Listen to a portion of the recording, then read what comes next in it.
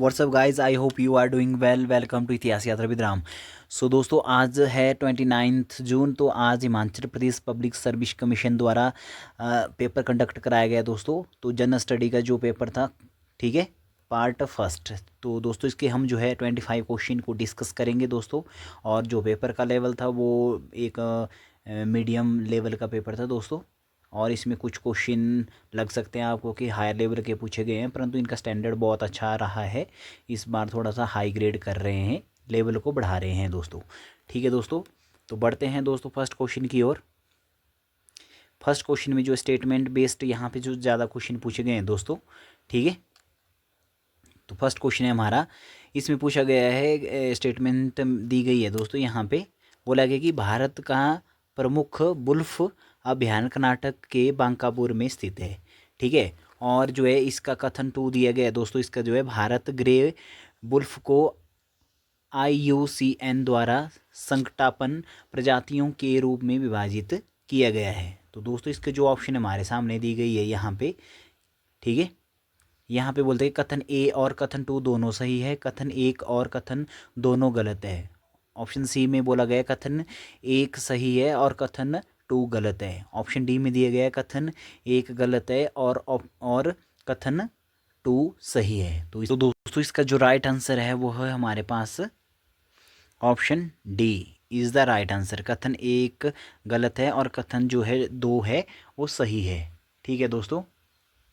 और जो भारत का कथन ए में बोला गया दोस्तों, जो है भारत का प्रमुख जो बुल्फ अभ्यारण्य कर्नाटक के बांकापुर में स्थित है, यह कथन गलत है। भारत का पहला जो एकमात्र भेड़िया जो अभ्यारण्य झारखंड के लातेहार जिले के महू महू आदानर में स्थित है दोस्तों, ठीक है। और कथन डी में एक्सप्लेनेशन है दोस्तों। इसमें भारत के ग्रे बुल्फ को IUCN द्वारा जो है संकटापन जातियों के रूप में विभाजित किया गया है, ठीक है दोस्तों। हालांकि जो है भारत के ग्रे बुल्फ को जो है ICQ द्वारा सबसे जो है कम चिंताजनक के रूप में इसमें जो है क्या किया गया है, इसको वर्गीकृत किया गया है, ठीक है।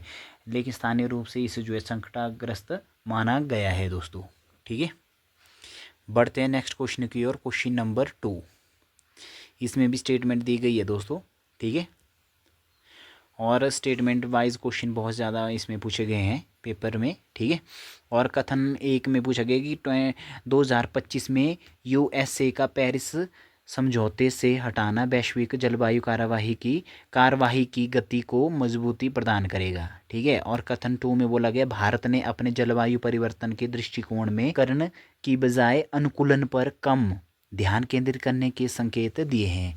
तो दोस्तों ऑप्शन हमारे सामने दी गई है, कथन एक और कथन टू दोनों सही है, कथन एक और कथन दो दोनों गलत है, कथन एक सही है और कथन टू गलत है। ऑप्शन डी है कथन एक गलत है और कथन टू सही है। तो दोस्तों इसका जो राइट आंसर है इसका option D is the right answer, ठीक है दोस्तों। तो दोस्तों कथन एक ये सही होना चाहिए दोस्तों। पेरिस से समझौता हुआ था, ठीक है। USA को इसमें हटाना था और समझौते की प्रभावशीलता को जो है कम करना था, क्योंकि USA दुनिया का सबसे बड़ा जो है ग्रीन हाउस गैस प्रोड्यूस करने वाला जो है एक कंट्री है दोस्तों, ठीक है। और इसे अन्य देशों के समझौतों से हटाने के लिए भी प्रोत्साहित किया गया था, ठीक है। और जिससे कि वैश्विक जलवायु की कार्यवाही जो है क्या हो गई, इसकी जो है गति कमज़ोर पड़ जाएगी। बढ़ते हैं नेक्स्ट क्वेश्चन की ओर। तो नेक्स्ट क्वेश्चन हमारा क्वेश्चन नंबर 3, ठीक है। क्वेश्चन नंबर 3 में पूछा गया है दोस्तों, इसमें भी स्टेटमेंट वाइज क्वेश्चन पूछा गया कि इसमें जो क्या पूछा गया, फर्स्ट स्टेटमेंट में पूछा गया कि मैग्नेटाइट एक प्राकृतिक चुंबक है। और कथन टू में पूछा गया स्वतंत्रतापूर्वक लटकाने पर चुंबक सदैव साउथ दिशा में जो है आकार रुकता है, ठीक है। तो इसमें जो हमारा जो राइट आंसर है दोस्तों, A is the right answer. कथन एक और दो दोनों सही है। बढ़ते नेक्स्ट क्वेश्चन की ओर। क्वेश्चन नंबर 4, क्वेश्चन नंबर 4 में भी पूछा गया दोस्तों। आपको स्टेटमेंट वाइज क्वेश्चन ही पूछे गए ज़्यादा इसमें। और इसमें कथन ए में बोला गया है कि आपके स्टेटमेंट ए में बोला गया किसी वस्तु का द्रव्यमान उसके जो है जड़त्व की माप है। कथन टू में पूछा गया, स्टेटमेंट टू में घर्षण बल सदैव वस्तु की गति का प्रतिरोध करता है। तो दोस्तों इसका जो राइट आंसर है हमारे पास इसमें है option A is the right answer, ठीक है। कथन ए और कथन टू दोनों सही है, ठीक है। बढ़ते हैं नेक्स्ट क्वेश्चन की ओर दोस्तों। Question number 5। क्वेश्चन नंबर 5 में पूछा गया है कि तियानवेन 1 मार्स मिशन निम्नलिखित में से किस देश से संबंधित है। ठीक है, तो दोस्तों क्वेश्चन नंबर 5 का जो है आपका यहाँ से आपका ऑप्शन जो आपको क्वेश्चन को पढ़ के ही आपको लग जाएगा पता। ठीक है, इसका जो राइट आंसर है दोस्तों option C is the right answer. China जो कंट्री थी उससे संबंधित है यह तियानवेन जो आपका फर्स्ट मार्स मिशन था। ठीक है, तियानवेन जो आपका फर्स्ट चाइना का पहला मंगल मिशन था दोस्तों। ठीक है, ये आपने याद रखना है। और तियानवेन जो आपका नाम जो है चीनी में जो इसका अर्थ है स्वर्ग से सवाल। ठीक है, और इस मिशन में एक ऑर्बिटर, एक लैंडर और एक जुरोंग नाम का एक रोवर शामिल है दोस्तों। ठीक है, और यह जो है कब किया गया इसको जो है इसमें जो है मई 2021 में मंगल ग्रह पर सफलतापूर्वक इसको जो है लैंड किया गया दोस्तों। ठीक है, और इससे जो है चीन जो है इस ग्रह पर रोवर को सफलतापूर्वक उतारने वाला जो है तीसरा देश बन गया था। नेक्स्ट क्वेश्चन की ओर। Question number 6। क्वेश्चन नंबर 6 में पूछा गया दोस्तों, आपको स्टेटमेंट वाइज क्वेश्चन ज़्यादा पूछे गए इसमें। ठीक है, और इसमें जो है स्टेटमेंट 1 में पूछा गया उष्णकटिबंधीय आर्द्र जलवायु कर्क रेखा और मकर रेखा के मध्य पाई जाती है। और कथन 2 पूछा गया भूमध्य सागरीय जलवायु भूमध्य सागर के चारों ओर पाई जाती है। इसका राइट आंसर है दोस्तों option A is the right answer. कथन 1 और कथन 2 दोनों सही है। ठीक है, जो उष्ण कटिबंधीय आर्द्र जलवायु कर्क रेखा जो है आप मध्य रेखा के निकट है। और इस कहानी यहाँ पर सूर्य की किरणें क्या पड़ती है दोस्तों, सीधी पड़ती सूर्य की किरणें। ठीक है, जिससे जो है तापमान क्या होता है उच्च होता है और अधिक वर्षा होती है। ठीक है, और कथन 2 में बोला गया दोस्तों कि जो इसके एक्सप्लेनेशन को हम पढ़ेंगे आगे ज़्यादा डीप में जाएंगे तो इसमें बोला कि भूमध्य सागरीय जलवायु जो क्या है भूमध्य सागर चारों ओर पाई जाती है। ठीक है, यह जलवायु का जो क्षेत्र है 30 से लेके 40 डिग्री अक्षांशों के बीच जो महाद्वीपीय पश्चिम किनारों के बीच किया जाता है पाया जाता है। Next question question number 7। Question number 7 में बोला गया है, इसमें पूछा गया है कि स्टेटमेंट वाइज क्वेश्चन ही है यह भी दोस्तों। ठीक है, तो इसमें सबसे निकट और सबसे कष्ट साध्य प्रकार का बंधु आश्रम बोझा ढोना था जिस पुंड बेगार के नाम से जाना जाता था। ठीक है, और कथन 2 में बोला गया स्टेटमेंट 2 में बोला गया चंबा राज्य में बेगार के 5 रूप थे जिन्हें जो है क्या कहा जाता था पंचहक कहा जाता था। ठीक है, तो दोस्तों इसका जो राइट आंसर है option A is the right answer. कथन 1 और कथन 2 क्या है दोनों ही इसके सही है। ठीक है दोस्तों, बढ़ते नेक्स्ट क्वेश्चन की ओर। Question number 8। ठीक है, क्वेश्चन नंबर 8 में क्या पूछा गया है इस स्टेटमेंट 1 में पूछा गया हिमाचल प्रदेश के गुज्जर और हिंदू मुसलमान दोनों है। ठीक है, और कथन 2 में पूछा गया लाहौलियों और स्पीतियों के मंगलोएड लक्षण होते हैं। सो दोस्तों यहाँ पे जो है इस क्वेश्चन में थोड़ी सी कन्फ्यूजन है दोस्तों। ठीक है, और इसको हम जो है आपको बाद में इसके जो है कमेंट बॉक्स में राइट आंसर इसका जो है बता देंगे दोस्तों। ठीक है, ऐसे तो हम इसको जो है ऑप्शन ए के साथ हम जो है जा सकते हैं। ठीक है, कथन 1 और दोनों सही है। ठीक है, बाकी इसमें थोड़ा सा सस्पेंस है दोस्तों, आगे हम इसको जो है आपको जो है फाइंड आउट करके बता देंगे। ठीक है, ऑथेंटिक सोर्सेज के द्वारा। बढ़ते हैं नेक्स्ट क्वेश्चन, क्वेश्चन नंबर 9।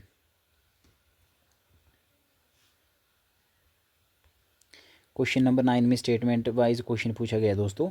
इसमें बोला है कि रोहतांग दर्रा धौलाधार श्रेणियों में स्थित है। कुंजुम दर्रा छाया की घाटी के नाम से फेमस है। ठीक है, तो दोस्तों क्वेश्चन नंबर जो हमारे पास है 9, क्वेश्चन नंबर 9 का जो हमारे पास राइट आंसर है दोस्तों वो है option B is the right answer. कथन 1 और कथन 2 दोनों गलत है।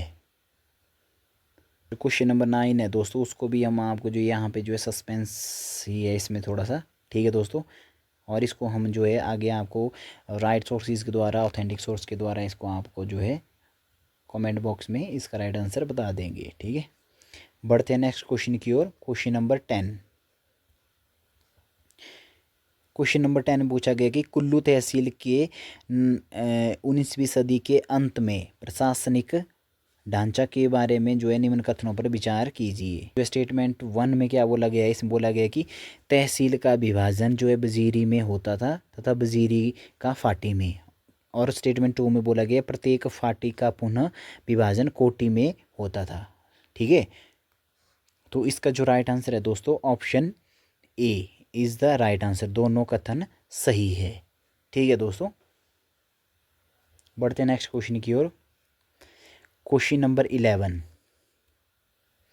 क्वेश्चन नंबर 11 में पूछा गया है दोस्तों यहाँ पे, निम्नलिखित राज्यों को वर्ष 2024 में महिलाओं के नेतृत्व वाले MSME की हिस्सेदारी के आधार पर उच्चतम से निम्नतम क्रम में रखिए। ठीक है, यहाँ पे हमने जो क्या करना है, इसको उच्चतम से निम्नतम, उसमें जो है आपको क्रोनोलॉजी के वे में रखना है हाईएस्ट टू लोएस्ट की ओर, इसको जो है क्या करना है, बताना है। ठीक है, तो इसका जो राइट आंसर है दोस्तों, option C is the right answer. ठीक है, इसमें पहले क्या आ जाएगा, 4 आ जाएगा। ठीक है, जैसे जो आपका है कर्नाटका आ जाएगा, फिर हमारे पास 3 आ जाएगा, फिर 2 आ जाएगा, फिर हमारे पास 1 जो हमारे पास तमिलनाडु है। ठीक है, इसको यहाँ से जो है हाईएस्ट टू लोएस्ट हम इसको जो है अरेंज करेंगे दोस्तों। ठीक है, इसका ऑप्शन है हमारे पास सी इज़ द राइट आंसर। बढ़ते हैं नेक्स्ट क्वेश्चन की ओर, क्वेश्चन नंबर 12। ठीक है, क्वेश्चन नंबर 12 में पूछा कि भारत सरकार की निम्नलिखित योजनाओं को नवीनतम से पुरातन क्रम में व्यवस्थित कीजिए। ठीक है, कौन कौन सी योजनाएं जो हिमाचल जो है भारत सरकार द्वारा जो है क्या किए गए, इनको स्टार्ट किया गया है, सबसे पुरानी कौन सी और सबसे नई जो है योजना कौन सी है। ठीक है, तो दोस्तों इनमें हम योजनाओं को पढ़ते हैं, तो इसका जो राइट आंसर है हमारे पास, ठीक है, राइट आंसर है हमारे पास डी, ऑप्शन डी।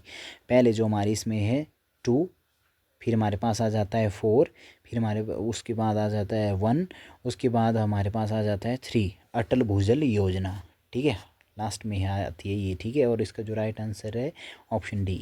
ठीक है, बढ़ते नेक्स्ट क्वेश्चन की ओर, क्वेश्चन नंबर 13। क्वेश्चन नंबर 13 पूछा कि आधुनिक भारतीय इतिहास से संबंधित इन घटनाओं को जो है क्या करें, क्रोनोलॉजिकली ऑर्डर में लगाएं। ठीक है, तो यहाँ पे जो पूछा गया दोस्तों, क्रोनोलॉजिकली ऑर्डर में पूछा गया, इनको लगाना है जो यहाँ पे जो घटनाएं हैं। ठीक है, तो इसका जो राइट आंसर हो जाएगा दोस्तों, option B is the right answer. तो सबसे पहले आ जाएगा जो हंटर कमीशन आया था दोस्तों, वो आया था 1882 में। ठीक है, और फिर उसके बाद हमारा जो है तिलक द्वारा जो है गणपति जो उत्सव स्टार्ट किया गया है दोस्तों। ठीक है, वो हो गया 1800 जो है 1893 में जो इसको जो है स्टार्ट किया गया था। ठीक है, उसके बाद हमारे पास आ जाता है तिलक द्वारा जो है शिवाजी जो है इसमें जो है महोत्सव स्टार्ट किया गया 1800 जो है 96 में इसको जो है स्टार्ट किया गया था। और फिर आ जाता है हमारे पास जो है डी, एंड्रयूज़ फ्रेजर की जो है अध्यक्षता में पुलिस आयोग की जो है नियुक्ति कब की गई थी दोस्तों, वह की गई थी 1902 में। ठीक है, 1902 ईस्वी में इसकी जो है क्या की गई थी, नियुक्ति की गई थी। ठीक है, तो इसका जो राइट आंसर है दोस्तों वो हो जाएगा option B is the right answer. ठीक है, बढ़ते हैं नेक्स्ट क्वेश्चन की ओर, क्वेश्चन नंबर 14। ब्रिटिश इंडिया के इन गवर्नर जनरल को जो है क्या करें, क्रोनोलॉजी ऑर्डर में लगाएं। ठीक है, और यहाँ पे जो हमारे पास जो है 14 का है आंसर ए हो जाएगा दोस्तों। सबसे पहले जो है आपके पास आते हैं लॉर्ड ऑकलैंड। ठीक है, उसके बाद आता है लॉर्ड एलनबरो, उसके बाद हमारे पास आते हैं लॉर्ड एलिगिन फर्स्ट, उसके बाद हमारे पास है लॉर्ड लेंसडाउन। ठीक है, और इसका जो है राइट आंसर हो जाएगा option A is the right answer. बढ़ते हैं नेक्स्ट क्वेश्चन की ओर, क्वेश्चन नंबर 15। क्वेश्चन नंबर 15 पूछा गया कि प्रायद्वीपीय भारत की निम्नलिखित उच्च भूमियों को दक्षिण से उत्तर की ओर जो है क्या करें, सिस्टमेटिकली वे में इनको अरेंज करें। ठीक है, तो इसका जो राइट आंसर है दोस्तों क्वेश्चन नंबर 15 का हो जाएगा हमारे पास ए, ऑप्शन ए है। इसमें जो है पालघाट आया गया पहले, अगर हम इनको जो है साउथ से नॉर्थ की ओर जो है सिस्टमेटिकली लगाते हैं। ठीक है, और उसके बाद है ऑप्शन बी है जावेदी पहाड़ियाँ, ऑप्शन फिर आपका सी है भोरघाट, फिर डी है आपकी राजमहल की पहाड़ियाँ। एक क्रोनोलॉजिकली वे में, एक सिस्टमेटिकली वे में जो है हम इसको अरेंज करते हैं। तो यहाँ पे ये जो है साउथ टू जो है नॉर्थ लगती है दोस्तों, ये पहाड़ियाँ ऐसे मतलब जो है यहाँ पे जो है व्यवस्थित की जा सकती है। Question number 16। क्वेश्चन नंबर 16 में पूछा गया कि भारत में निम्नलिखित बाघ अभयारण्यों को उत्तर से दक्षिण दिशा में व्यवस्थित कीजिए। ठीक है, क्वेश्चन नंबर 16 का है दोस्तों राइट आंसर हमारे पास बी। ठीक है, इसमें पहले आ जाएगा कार्बेट आ जाएगा, फिर हमारे पास वाल्मीकि जो है आपका अभयारण्य आ जाएगा, उसके बाद हमारा इंद्रावती आ जाएगा, उसके बाद हमारा भद्रा जो है अभयारण्य आ जाएगा। ठीक है, option B is the right answer. ठीक है, बढ़ते नेक्स्ट क्वेश्चन की ओर। Question number 17। क्वेश्चन नंबर 17 में क्या पूछा गया दोस्तों, इसमें बोला गया है कि आपके जो है स्वतंत्रता आंदोलन के निम्न घटनाक्रम को के घटित होने के क्रम में लगाइए। ठीक है, और यहाँ पे कौन कौन सी घटना सबसे पहले घटी थी। ठीक है, और इसमें हमने जो है बताना है दोस्तों। ठीक है, और क्वेश्चन नंबर 17 में जो है बताया गया कि आज़ाद हिंद फौज का जो मुकदमा था 1945 में जो है क्या किया था, हुआ था दोस्तों। और जो है भारत छोड़ो आंदोलन जो है 1900 जो है 42 में जो है हुआ था। ठीक है, क्विट इंडिया मूवमेंट। और जो आपका सिविल डिसोबीडियंस हुआ था दोस्तों, वो हुआ था आपका जो है 1930 से लेके 1934 के बिटवीन चला था। ठीक है दोस्तों, और जो है आपका नॉन कॉपरेशन मूवमेंट, ठीक है, असहयोग आंदोलन जो है वो चला था दोस्तों हमारा 1920 से लेके 1922। ठीक है, कब तक चला था हमारा ये, 1920 से लेके 1922 ईस्वी तक चला था। ठीक है, और इसका जो राइट आंसर हो जाएगा दोस्तों, option D is the right answer. ठीक है, बढ़ते नेक्स्ट क्वेश्चन की ओर। क्वेश्चन नंबर 18, और इसमें क्या पूछा गया है दोस्तों, इसमें पूछा गया कि निम्नलिखित को भारत के वित्तीय क्षेत्र में परिसंचालन शुरू होने के वर्ष के अनुसार व्यवस्थित कीजिए। ठीक है, तो इसमें जो है हमने क्या करना है, इनको जो है सिस्टमेटिकली वे में जो है इनको जो है लगाना कि कौन सा सबसे मतलब जो है आपका पहले आया था। ठीक है, तो इसका जो राइट आंसर हो जाएगा दोस्तों, option A is the right answer. Time gross settlement आया था दोस्तों, वो आया था 2024 में। और जो है नेशनल इलेक्ट्रिक फंड ट्रांसफ़र, ठीक है दोस्तों, वो आया था हमारा 2005 में। और यूनिफाइड पेमेंट जो है इंटरफेस यूपीआई जिसको हम बोलते हैं दोस्तों, वो आया था 2000 जो है हमारे 16 में आया था। और जो अकाउंट एग्रीगेटर फ्रेमवर्क आया था दोस्तों, वो आया था 2021 में। ठीक है, तो इसका जो राइट आंसर है दोस्तों, वो हो जाएगा हमारा, बता दें कि option A is the right answer. ठीक है, बढ़ते नेक्स्ट क्वेश्चन की ओर। क्वेश्चन नंबर जो है 19 में पूछा गया है कि arrange the following monetary fund. Question number 19 पूछा गया, arrange the following monetary policy tools why the order in which RBI typically uses them to control inflation.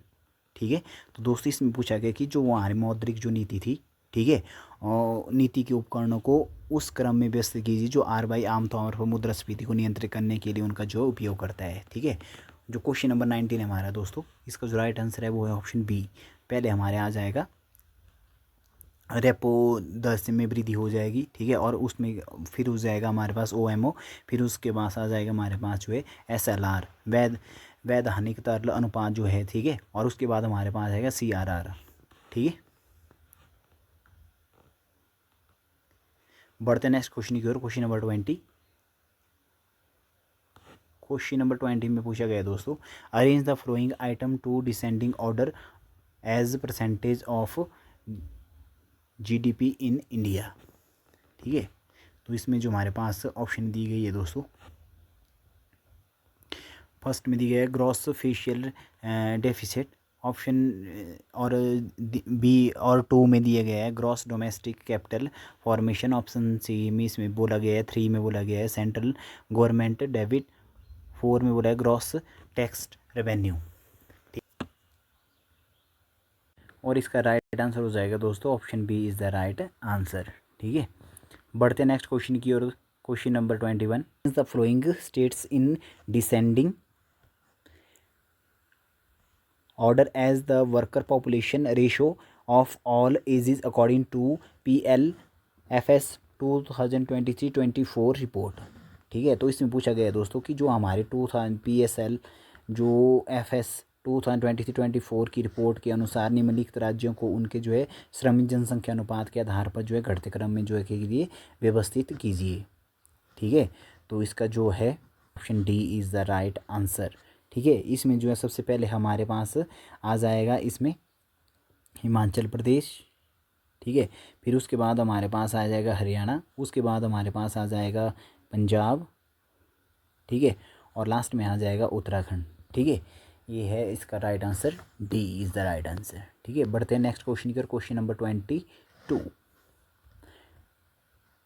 22 में पूछा गया दोस्तों, यहाँ पे पूछा गया arrange the following ecologically hotspot in the world from west to east, ठीक है।